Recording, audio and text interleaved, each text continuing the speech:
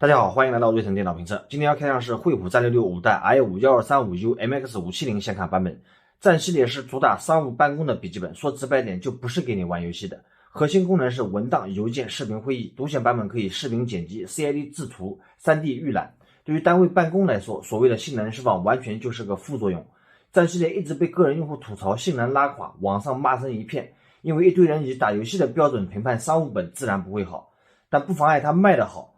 常年霸占某东笔记本销量总榜前5名，两极口碑分化严重，大家一边骂一边买，真香定律再次验证。那究竟这是一台什么样的笔记本？让我们来开箱。序列号，然后我们拆封。ACD 面高强度铝合金材质，中间是惠普的 logo， 顶部是无线网卡天线。屏占比 87.5%， 人脸解锁，智能补光摄像头，有物理开关。成本没有多少钱，但是很用心。C 面无拼接，一体成型，更加稳固，不容易变形。防泼洒键盘，键程 1.5 毫米，回弹率好于绝大多数轻薄本。声档背光键盘，耐磨大字符，开机键融入键盘，简约设计，不会误触。触控板在中间，非常大，左右声音一致。接口方面非常齐全，笔记本锁口、RJ45 网口，3个 USB 口、HDMI 2.1 接口、3.5 接口。全功能 Type-C， 支持 PD 充电，支持双路 4K 60赫兹外接显示屏。取消了 TF 卡槽是一个槽点，但是增加了选配的 SM 卡槽，值得表扬。机身长度 32.1 厘米，高度21厘米，机身最厚的地方20毫米。裸机仅1380克，电源适配器290克，旅行重量1670克，已经算非常轻了。电源适配器65瓦，两段式设计，现场约为2.8米。圆头设计，它的体积也是非常的小，非常容易携带。366必须要插电源才能开机，否则它的来路就有问题了。插上电源可以开机。漏光现象有一点还好，进入系统以后分区只有一个，然后它的垃圾软件是一个都没有，非常的好。在你的电脑安装好软件，设置好打印机或者网银以后，可以打开惠无忧做系统备份。惠普管家可以在线更新驱动程序，自定义编程键可以一次性打开多个任务，省时省力。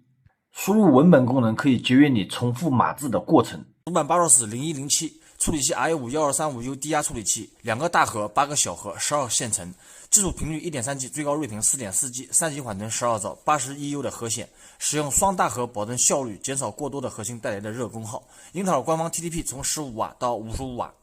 MX570 与 RTX 3050、RTX 2050同为安培架构的 GI107 核心，都是2048个流处理器，64的位宽，但是显存砍了一半，功率仅15到25瓦，频率也有所降低，性能当然不可同日而语。内存是海力士 8G 3200， 2根可插拔，显示器是友达14寸16:9 1瓦低功耗，雾面屏，100%的 sRGB， 实测 98%， 这是它的色调响应，这是它的灰阶。官方宣称400尼特，实测465尼特，户外强光下可用。硬盘是一块很普通的 SN 时速的810，标配 WiFi 6E 英特尔 X211 无线网卡，蓝牙 5.2， 这是它的卢拉斯跑分。为了塞入这块 MX570 显卡，366不得不使用了15瓦的 i5-1235U 低压处理器。偏偏今年英特尔12代处理器又极度的吃功率，与这些30到45瓦的处理器相比，跑分属实不好看。如果考虑到能耗比的话，好像也没什么问题，起码单核性能没有输太多，又在一定程度上比上一代的 i7-1165G7 强劲了许多。如果不考虑显卡性能的话，我个人觉得它更适合装在华为 MateBook E 这种2合1的平板笔记本上。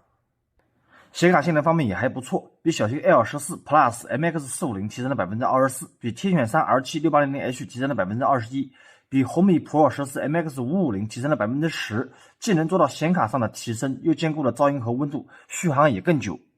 厂家也提供了处理器性能更强的非独显版本供选择，这就看你的实际工作需求了。MX570 和 RTX 3050一样支持英伟达编码器和解码器 NVRNC， 而 MX550 和450还有 AMD 显卡则不支持。如果你的使用场景会用到视频剪辑、建模软件和渲染器，包括直播软件，那拥有 NVRNC 编码器的显卡更能提高生产力。所以厂家强调 MX570 和3050同核心，也不是故意去碰瓷。本来我想用 PR 剪断视频，奈何它没有时间统计，所以我拿格式工厂单独用 CPU 剪一段视频。虽然表现很拉垮，但也超过了台式机的 i5-9400F 了。但是用 GPU 加速重新剪一次，虽然比台式机的1660显卡弱了 25%， 但是也超过了 i5-1135G7 MX450 的组合接近1倍，比 R7-5825 也要强了 26%。用 GPU 加速，效率提高了 7.3 倍。微软渲染引擎是建筑行业做效果图的，本身这个软件是比较吃优的性能，显卡音响比较小，如果你从事建筑行业，优先选择处理器高的机器。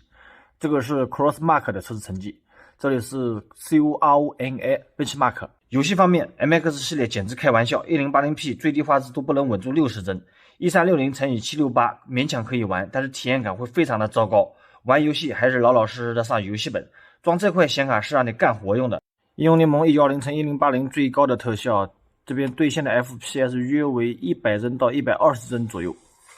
处理器的温度比较低，65度，性能核是 2.6G， 能效核 2.3G， 处理器的功耗在19瓦到20瓦中间波动。GPU 65度，频率1155，基本上跑满了，显卡的功耗11瓦。CSGO 设置1920×1080全部高特效。然后在游戏里的 FPS 约为100帧左右，中路这边的 FPS 在110左右 ，A 门这边的 FPS 从120到140左右。绝地求生我们设置1920×1080 3极致的特效，然后在游戏里 FPS 约为85帧。不管是轻薄本或者商务本，哪个牌子我都不推荐大家玩游戏，我怕时间长了会冒烟。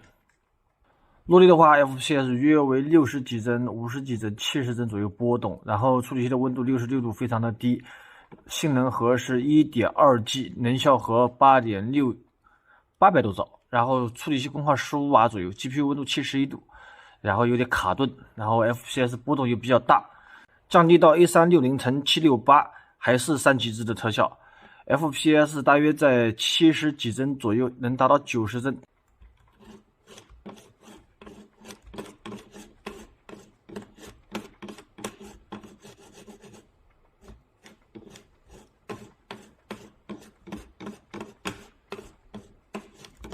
1360×768的3极致特效，千万别跟我说什么轻薄本或者是商务本能流畅的打游戏啊，这绝对是不可能的。测个几分钟你觉得应该还行，但是时间一久它就崩了，温度是压不住的。这台机器的就是因为性能释放比较低，所以它温度压得住。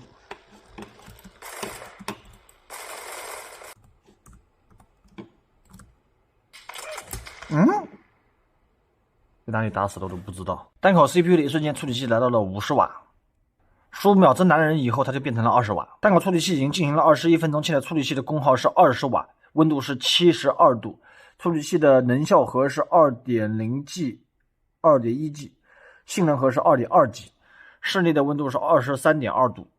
现在我们加入双烤，双烤已经进行了65分钟，现在处理器的功耗是16瓦左右，然后温度是75度，硬盘的温度是33度。显卡的温度是83度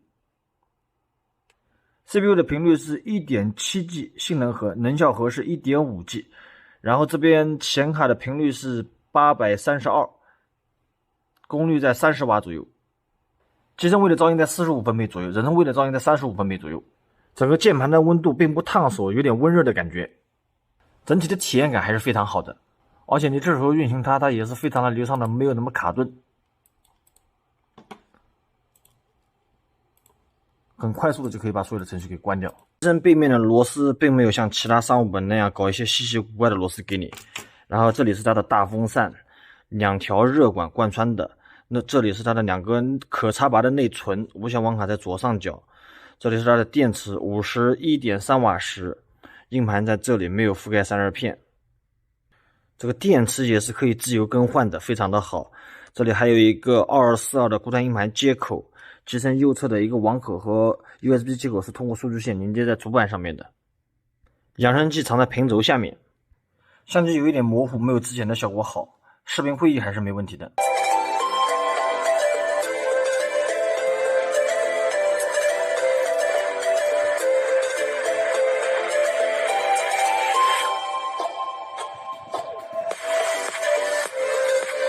我们给电脑设置的是平衡模式，然后从早上的11点07分放到了现在，大约经过6个小时，电量还剩33%左右， 100%的亮度，100%的音量，然后无线网开启，关闭背光键盘。如果换成最佳能效的话，应该可以时间更长一点。i5-1235U 在20瓦功耗下，单核性能已经跟上主流的12代处理器，不过多核性能依旧拉垮。放在日常办公还是足够的。每个人都有自己的定位需求，不可能为了1-2次高负载的使用场景去牺牲续航和温度。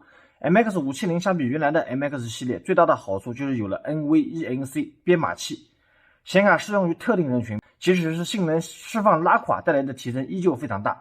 如果你没有这类的需求，建议你选择战略6 i5-1240P 的版本。优点：整机接口齐全，内存可插拔。插拔内存需要装在主板上装接口固定卡子，内存颗粒还要装在 PCB 上，成本实际上比板展内存高很多。直接把内存颗粒焊接在主板上，可以省下一大堆接口和材料，机身也可以做得更薄，多了宣传卖点，而且不能升级内存又可以提高换机频率，厂家是非常精明的。2. 风扇噪音温度极低，续航长久。3. 电池2年保修，1年上门服务，1年意外保，这很商务本。缺点： 1. 整机性能释放非常保守。2. i5-1235U 处理器多核性能拉垮。3. 没有性能切换模式。下面是回血时间，原价5299元减300元，4999元。不介意被我使用过，有少许的使用痕迹，愿意帮忙回血的小伙伴，某宝搜索店铺瑞成电脑评测，找到回血链接，拍下即可。在这里再次感谢大家的点赞、关注、评论、转发、投币，我们下期见。